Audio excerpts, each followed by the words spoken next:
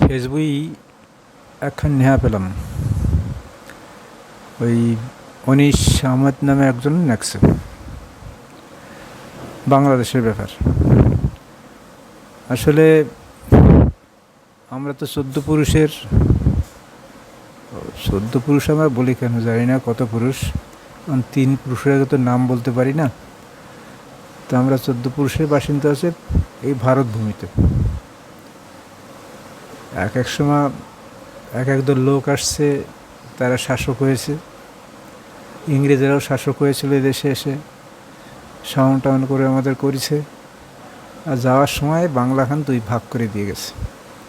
আর যখনই ভাগ করছে তখনই ভারত আর ভারত নাই, সে হয়ে গেছে পাকিস্তান, সে হয়েছে বাংলাদেশ।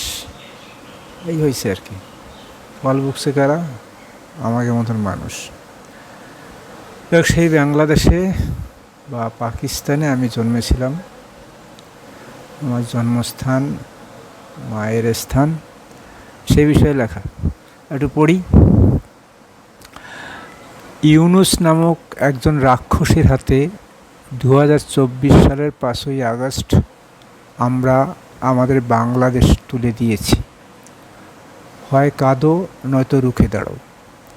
হিক্কোস পশুপালক ফারাওদের মতো এক বর্বর ফেরাউন হচ্ছেন ইউনুস।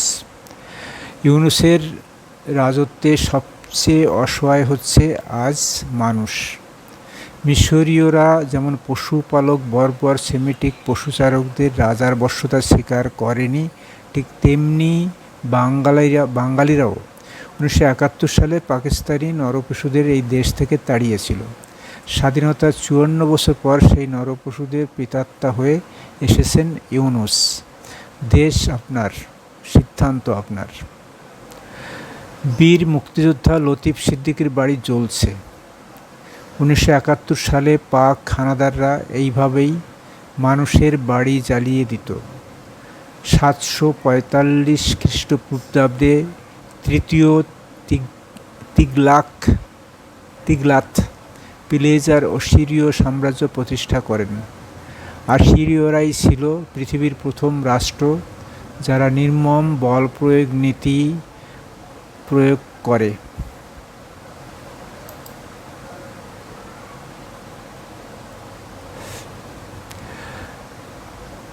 পাকিস্তানিরাও বাংলাদেশ লুঠের অংশ হিসেবে বাঙালিদের উপর নির্মম নির্যাতন চালাতে লাগলো।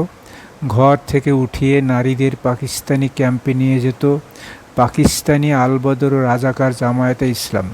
সেই বিভৎস দিন কল্পনা করে এখনও লক্ষ লক্ষ বাঙালি চোখের জল ফেলেন। মানুষ হত্যার এক আদিম বর্বর উৎসবে মেতে উঠেছিল পাকিস্তানিরা।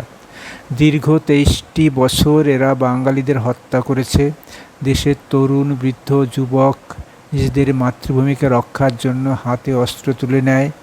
এভাবেই 30 লক্ষ শহীদের রক্তের বিনিময়ে অর্জিত হয় একটি লাল সবুজের পতাকা ও 56,000 বর্গ মাইলের একটি মানচিত্র, যার নাম বাংলাদেশ। এই বাংলাদেশ নামক রাষ্ট্রের স্বপ্নদ্রষ্টা ছিলেন শেখ মুজিব। তার পুরো পরিবারকেও 1975 সালে নির্মমভাবে হত্যা করা হয়। পৃথিবীতে ফিনিশীয়রা যেমন শেষ পর্যন্ত নরবলি দেওয়া অব্যাহত রেখেছিলেন, ঠিক তেমনি আফ্রিকান কার্থেজের অনুসারীদের মতো ইউনুস আজকের বিজ্ঞানের আধুনিক যুগে এসেও সেই রাজাকার জামায়াতে ইসলামী দিয়ে 1971 সালের নরপশু পাকিস্তানিদের পদাঙ্ক অনুসরণ করে রোজ নরবলি দিচ্ছেন। প্রতিদিন নদীতে ভেসে উঠছে মানুষের লাশ। প্রিন্ট মিডিয়ার প্রতিবেদন অনুযায়ী প্রতি মাসে গড়ে 44 জন নারী ও পুরুষের লাশ ভেসে উঠছে নদীতে। এ যেন 1971 সালের পুনরাবৃত্তি। ভাল লাগতেছে না?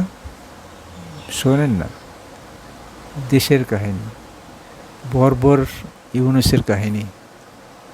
শুধু ইউনুস তো বর্বর নয়, শাসকরা বর্বর হয় তার ক্ষমতা ধরে রাখতে। সে আপনার প্রিয় শাসক হলে হয়, আর বর্বর হলে তো হয়ই। 1971 সালে বাংলাদেশের স্বাধীনতার বিরুদ্ধে দাঁড়িয়ে গিয়েছিল মাদ্রাসার ছাত্ররা। মুসলিম লীগের রাজাকার আব্দুল মান্নান ঢাকায় এক যৌথ বিবৃতিতে বলেছিলেন, পাকিস্তানের স্বাধীনতা ও সার্বভৌমত্ব রক্ষায় মাদ্রাসার শিক্ষক, ছাত্র ও আলেমরা ভূমিকা পালন করবে, পাকিস্তানকে রক্ষা করতে এবং দুষ্কৃতকারী ভারতের চর মুক্তিবাহিনীকে নিশ্চিহ্ন করতে। রাজাকারদের হাত ধরে 1971 সালে 25শে মার্চ এক রাতেই অপারেশন সার্চলাইট নামে শুধু ঢাকায় লক্ষাধিক মানুষ হত্যা করা হয়। রোজ তখন গণহত্যা চালাচ্ছে পাকিস্তানিরা মানুষকে গণহত্যার জন্য নদীর ধারে সারিবদ্ধভাবে দাঁড় করিয়ে গুলি করে হত্যা করে সেই লাশ নদীতে ভাসিয়ে দিত। আর তাদের এই দেশীয় রাজাকাররা তখন হট্টহাসি হেসে বলতো, পাকিস্তান জিন্দাবাদ। মার্চ মাস শেষ হয়ে গেলেও পাকিস্তান ও রাজাকার জামায়াতে ইসলামীর গণহত্যা থেমে যায়নি। 1971 সালের 26শে এপ্রিল বিশ্ববিখ্যাত টাইম ম্যাগাজিন বাংলাদেশের কয়েকটি জেলার ক্ষুদ্র গণহত্যার হিসাব তুলে ধরেছিল। 1971 সালের 26শে এপ্রিল রাজাকার জামায়াতে ইসলাম নিয়ে পাকিস্তান সেনাবাহিনী জয়পুরহাটের কাদিরপুরে একসাথে 371 জন হিন্দু ও মুসলমানকে সারিবদ্ধভাবে দাঁড় করিয়ে হত্যা করে। একই দিনে পটুয়াখালীতে 2টি জঙ্গি বিমান ও 2টি হেলিকপ্টার দিয়ে পাকিস্তান সেনাবাহিনী শত শত নারী ও শিশু হত্যা করে। জঙ্গি বিমানের বোমায় আঘাতে ছিন্ন ভিন্ন হয়ে যায় মানুষের শরীর। আহারে মানুষ! ওদের একমাত্র অপরাধ ছিল জয় বাংলা ও স্বাধীন একটি রাষ্ট্রের স্বপ্ন দেখা।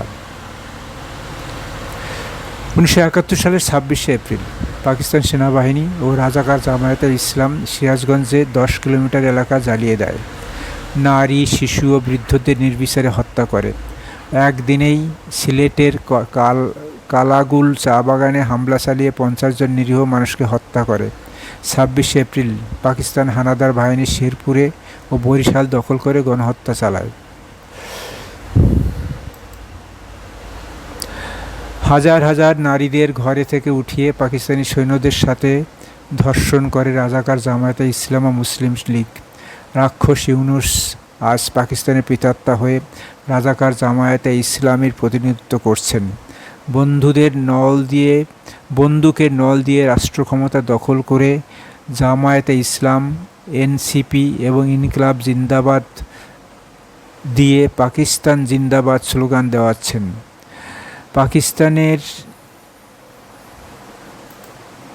পাকিস্তানের সাথে যেভাবে হিসাব হয়েছে, রাক্ষস ইউনুসের অনুসারীদের সাথেও হিসাব হবে। ইতিহাস দায় মেটায়, ইতিহাস পুনরাবৃত্তি হয়।